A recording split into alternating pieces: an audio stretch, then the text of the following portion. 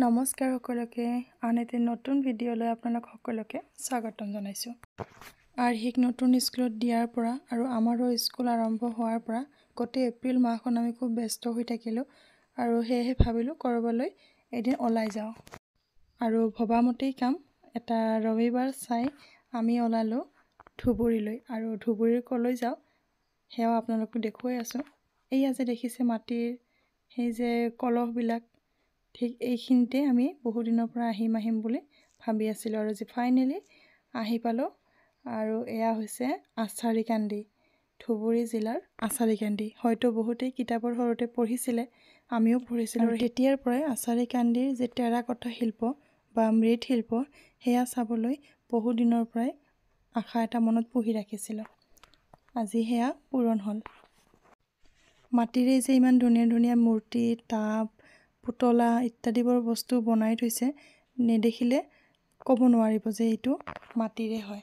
ইমান ধুনীয়া, একেবাৰে চালে চকু ৰৈ যোৱা। যিহেতু সেইদিনা বহুত বেছি ৰ'দ আছিলে, গৰম লাগিছিলে বহুত আৰু সেয়েহে আমি গাঁওখনৰ ভিতৰলৈ বেছিকৈ সোমাই নগৈ প্ৰথম যিটো ঘৰ পাইছিলোঁ সেই ঘৰটোতে সোমাই গ'লোঁ আৰু সেই ঘৰটোত যিগৰাকী দাদাক লগ পালোঁ তেওঁৰ পৰাই এই বিষয়ে কিছু জানিবলৈ ইচ্ছা কৰিলোঁ আৰু তেখেতে খুব ধুনীয়াকৈ আমাক সকলোখিনি বুজাই দিলে যে মাটিখিনি ক'ৰ পৰা আনি কেনেকৈ কি কৰে এই আটাইবোৰ কথা খুব ধুনীয়াকৈ বুজাই ক'লে। এই মাটিটো ক'ৰ পৰা আনে মানে? আমাৰ ইয়াৰ পৰা অলপ 9 কিলোমিটাৰ নদী পথে যাব লাগে, শিলাই পাৰ বুলি কোৱা। মানে পাহাৰৰ পৰা আনে? পাহাৰত দাঁতি নদীৰ পাৰত বিল এৰিয়া, তাৰ পৰা আমি মাটিটো লোৱা হয়, আমি নদী পথে আনি ইয়াতে ওচৰতে নদীৰ দাঁতিত থাকিলে তাৰপাছত আকৌ ঠেলা দি আমি ইয়াতে লৈ আছোঁ। কিমান বছৰ হ'ল বা আমাৰ ইয়াত যিটো আমাৰ মৌখিক বুৰঞ্জী হিচাপত আমি এইখন গাঁৱত প্ৰায় 500 বছৰ লাগে। আগত মানে নদী ভাঙিছিলে, অলপ আঁতৰত আছিলে, তাৰপিছত আমাৰ ইয়াতে প্ৰায় 500 বছৰ আৰু আমাৰ কৰ্মটো কৰা হয় সেই একেবাৰে ইণ্ডাছ ভেলী চিভিলাইজেশ্যন।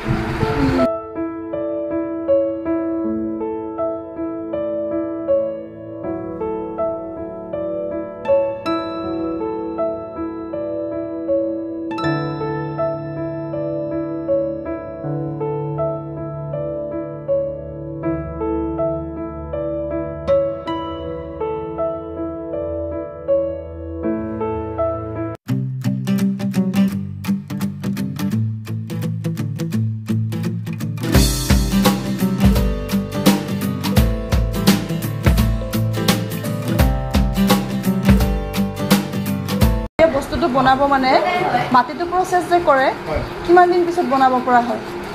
2 দিন পিছত আমি কৰিব পৰা হয়। মাটিটো আচলতে বনোৱাতে তাতে আমিতো মেচিনত কৰোঁ আজিকালি, আগতে হাতত কৰা হৈছিলে, তাৰ কাৰণে আগততো মোটামুটি 1 সপ্তাহ লাগিছিলে প্ৰচেছ কৰা। মানে 1 সপ্তাহ বুলি ক'লে বহুতখিনি মাটি একেলগে থকি 1 সপ্তাহ লাগিছিলে। এতিয়া মানে মেচিন পায়?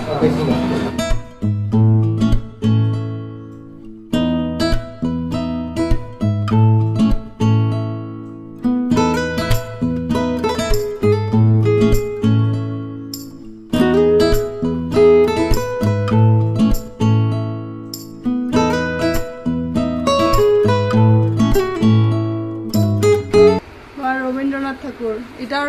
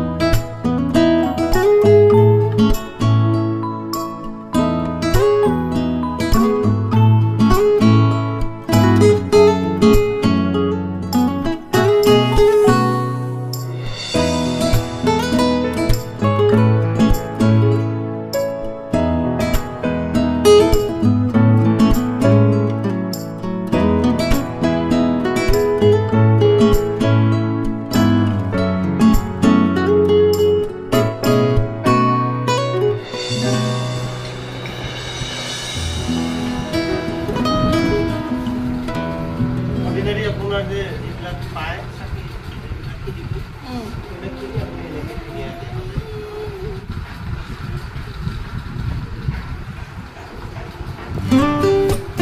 গাৰ্নিছ কৰিলে ধুনীয়া হ'ব।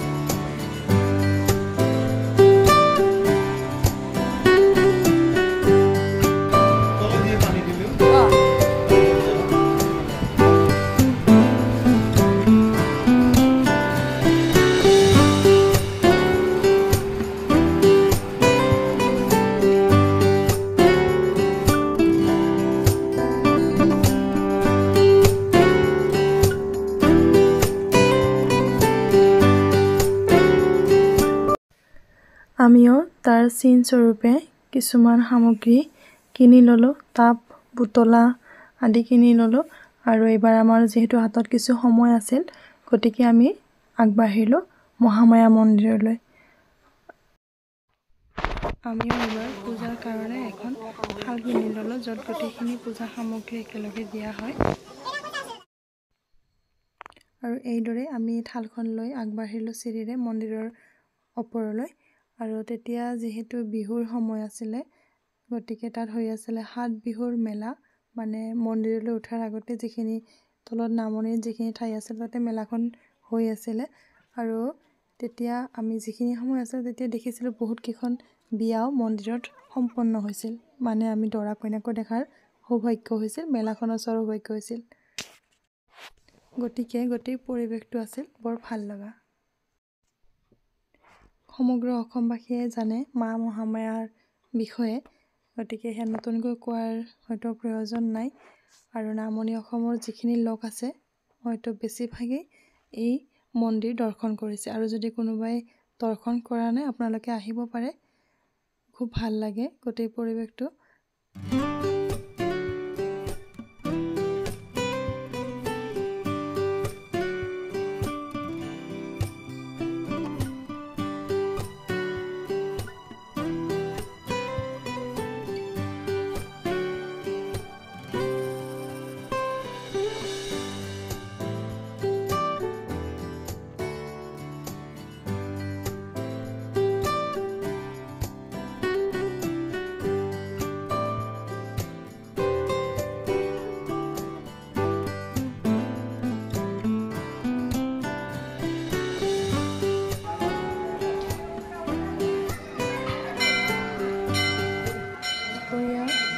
দুপৰীয়া যিহেতু মন্দিৰৰ মূল প্ৰৱেশ পথ যিখন দুৱাৰ সেইখন বন্ধ থাকে গতিকে আমি পিছপিনৰ দুৱাৰেদি মন্দিৰত প্ৰৱেশ কৰিলোঁ আৰু পূজাখিনি কৰি হোৱাৰ পিছত বাহিৰলৈ ওলাই আহিলোঁ। তাৰপিছত আৰু ওপৰলৈ যোৱা নহ'ল, ভাগৰো লাগিছিল যথেষ্ট, গতিকে তাৰপিছতে আমি ঘৰলৈ যাত্ৰা কৰিলোঁ। আৰু আজিৰ ভিডিঅ'টোত ইমানখিনিয়ে আছিল। নতুন এটা ভিডিঅ'ত পুনৰ লগ পাম, তেতিয়ালৈকে সকলোৱে ভালে থাকক।